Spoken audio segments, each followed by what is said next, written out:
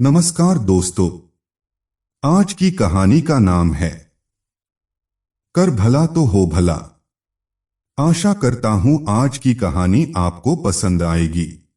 एक बेरोजगार शिक्षक था। वो नौकरी तलाशने के लिए काफी कोशिश कर रहा था, लेकिन उसे नौकरी मिल ही नहीं रही थी। यह शिक्षक भगवान में बहुत आस्था रखते थे। अपने साथ कुछ अच्छा हो या बुरा, वो सारी बातें भगवान से किया करते थे। कुछ अच्छा होता तो धन्यवाद देते और कुछ बुरा होता तो भगवान से शिकायत भी करते। उनका अभी स्ट्रगल का दौर चल रहा था तो वह भगवान से शिकायत करते रहे थे। कहते कि भगवान, मुझे नौकरी क्यों नहीं दिलवाते हो? क्यों मुझे परेशान करते हो? थोड़े दिनों बाद ही शिक्षक को एक कस्बे में सरकारी नौकरी लगी। शिक्षक ने तुरंत भगवान को धन्यवाद दिया और उनका आभार माना। लेकिन दिक्कत यह थी कि स्कूल गांव में था और उनका रहने का इंतजाम कस्बे में किया गया था। उनके मकान से स्कूल तक का अंतर 5 किलोमीटर था। शुरुआती दिनों में पैसे ना होने की वजह से उन्हें अक्सर इतना लंबा अंतर पैदल ही चलना पड़ता था। कभी कभी उन्हें रास्ते में कोई वाहन दिख जाता तो उससे लिफ्ट मांग लिया करते, लेकिन ऐसा बहुत कम होता था। शिक्षक ने तय किया कि सबसे पहले वह पैसा जमा करके एक मोटरसाइकिल लेंगे।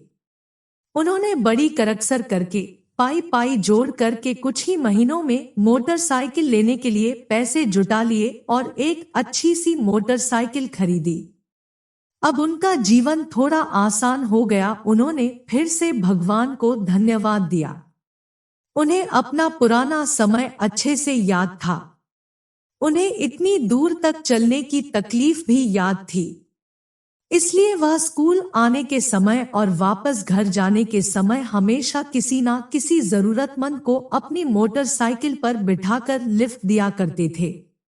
कभी किसी छोटे बच्चे को स्कूल छोड़ दिया, कभी किसी बूढ़े को लिफ्ट दे दी, तो कभी किसी किसान को शहर छोड़ दिया।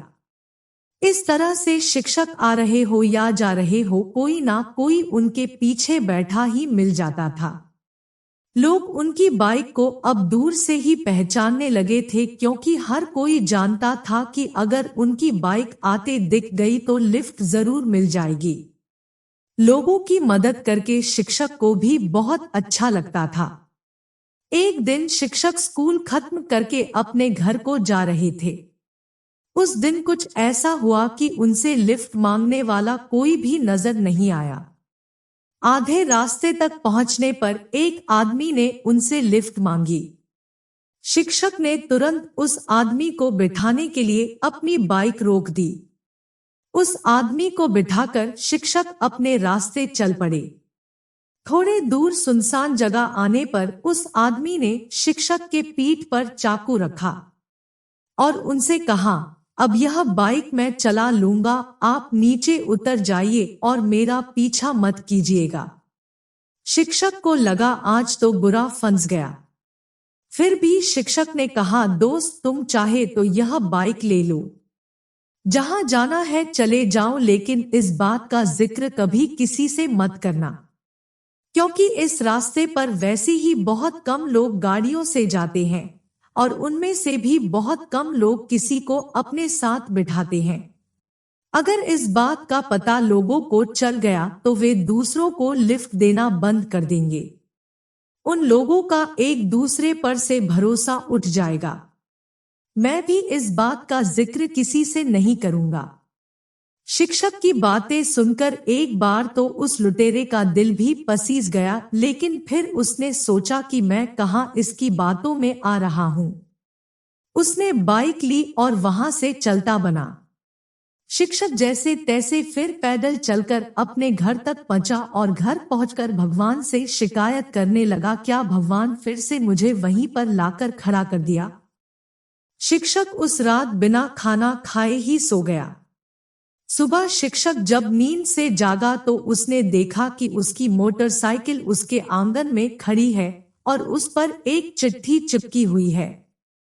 शिक्षक ने बड़े आश्चर्य से अपनी बाइक से उस चिट्ठी को निकाला और उसे पढ़ने लगा। चिट्ठी उसी चोर ने लिखी थी जिसने उनसे यह बाइक छीनी थी। उसने लिखा था कि मास्टर जी, मुझे माफ कर दीजिए जो मैंने आपकी बाइक चुराई।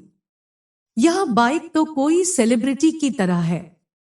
जैसे लोग किसी बड़ी सेलिब्रिटी को दूर से ही पहचान लेते हैं, उसी तरह हर कोई दूर से ही इसे पहचान ले रहा था। मैं जहां भी जा रहा था लोग मुझे रोककर इसके बारे में पूछते थे और तरह तरह के सवाल करते थे। मैं इस बाइक को क्यों चला रहा हूं? या मास्टर जी की बाइक आपके पास क्या कर रही है? मैं बहाने बनाते बनाते थक गया, लेकिन लोग सवाल करते करते नहीं थके। मुझे पक्का यकीन है अगर थोड़े दिन यह बाइक मेरे पास रही तो मुझे जरूर जेल जाना पड़ेगा, इसलिए मैं यह बाइक आपको वापस लौटा रहा हूं। चिट्ठी पढ़ते पढ़ते मास्टर जी की हंसी छूट गई और उन्हें यकीन हो गया कि उन्होंने जितनी भी भलाई की है उसका फल भी उनको भला ही मिला है। उन्होंने फिर से भगवान को धन्यवाद दिया और फिर से लोगों की मदद में लग गए। दोस्तों, यह कहानी हमें सिखाती है कि कर भला तो हो भला। दूसरों की मदद करेंगे तो भगवान भी आपकी मदद करेगा। दूसरों का भला करेंगे तो आपका बुरा कभी नहीं होगा।